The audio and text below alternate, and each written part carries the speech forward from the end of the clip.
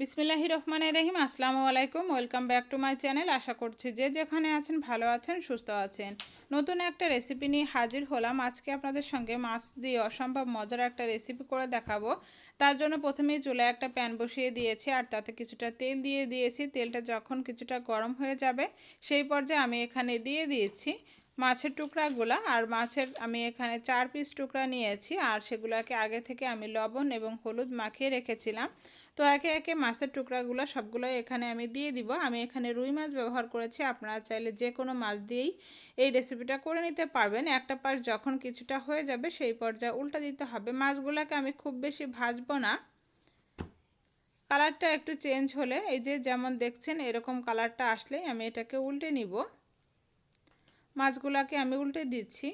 গরম গরম ভাতের সঙ্গে এই রেসিপিটা খেতে কিন্তু অসম্ভব মজার হয়ে থাকে। আপনারা বাসায় ট্রাই করে দেখতে পারেন, আশা করছি আপনাদের ভালো লাগবে।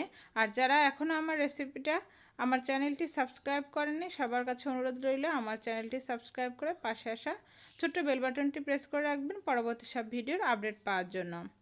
অপর পাশটা যখন কিছুটা ভাজা হয়ে যাবে সেই পর্যায়ে আমি মাছগুলোকে এভাবে ভেঙে দিব, কারণ আজকে আমরা মাছের ঝুরি ভাজি রেসিপিটা আপনাদের সঙ্গে করে দেখাবো। তো তার জন্যই আমি মাছগুলোকে এভাবে করে ভেঙে নিলাম। এখন উল্টে পাল্টে এগুলাকে ভেজে নিতে হবে। যখন মাছগুলো এরকম কালার চলে আসবে, ভাজা হয়ে যাবে, তখন মাছের ভিতরে যে কাঁটাগুলো থাকবে বড় বড় কাঁটা, এগুলো আমি তুলে ফেলে দিচ্ছি। এতে করে খেতে ভালো হবে, মানে খাওয়ার সময় আর এগুলোকে তুলে ফেলতে হবে না। তো তারপর এখানে আমি মাছগুলোকে একটা পাত্রে তুলে নিলাম আর সেই একই প্যানে এখানে কিছুটা তেল দিয়ে দিলাম।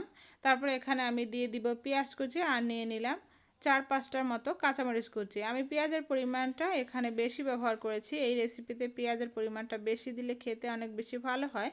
তারপরে এখানে আমি দিয়ে দিলাম সামান্য পরিমাণে হলুদের গুঁড়া আর দিয়ে দিলাম সামান্য পরিমাণে লবণ, কারণ লবণ আমরা মাছে ব্যবহার করেছি, তো সেটা বুঝেই আমাদেরকে লবণটা দিয়ে দিতে হবে। এখন এই মরিচ এবং পেঁয়াজটাকে নাড়াচাড়া করে আমি ভেজে নিব।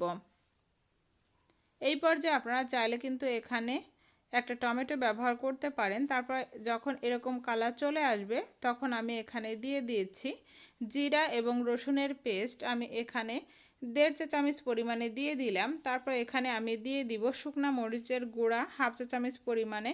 এখন সব মশলাগুলোকে একসঙ্গে নাড়াচাড়া করে ভেজে নিতে হবে বা কষিয়ে নিতে হবে। আপনারা চাইলে এই পর্যায়ে এখানে সামান্য পরিমাণে পানি দিয়ে দিতে পারেন, তবে আমি পানি দিচ্ছি না। এভাবে করে ভাজা ভাজা করে নিচ্ছি, এতে করেই হয়ে যাবে। মশলাটা আমি খুব সুন্দরভাবে এই যে ভেজে নিয়েছি, দেখে নিশ্চয়ই বুঝতে পারছেন কালারটা কিন্তু চেঞ্জ হয়ে গিয়েছে। এই পর্যায়ে এখানে আমি দিয়ে দিব আগে থেকে ভেজে রাখা মাছগুলা। এই যে সবগুলা মাছের ঝুড়ি আমি এখানে দিয়ে দিলাম। এখন এটাকে নাড়াচাড়া করে নিব। নাড়াচাড়া করে এটাকে আরও 1 মিনিটের মতো ভেজে নিব। তারপর এটাকে আমি চুলা থেকে নামিয়ে নিয়েছি। আশা করছি আমার আজকের এই সহজ রেসিপিটা আপনাদের ভালো লেগেছে।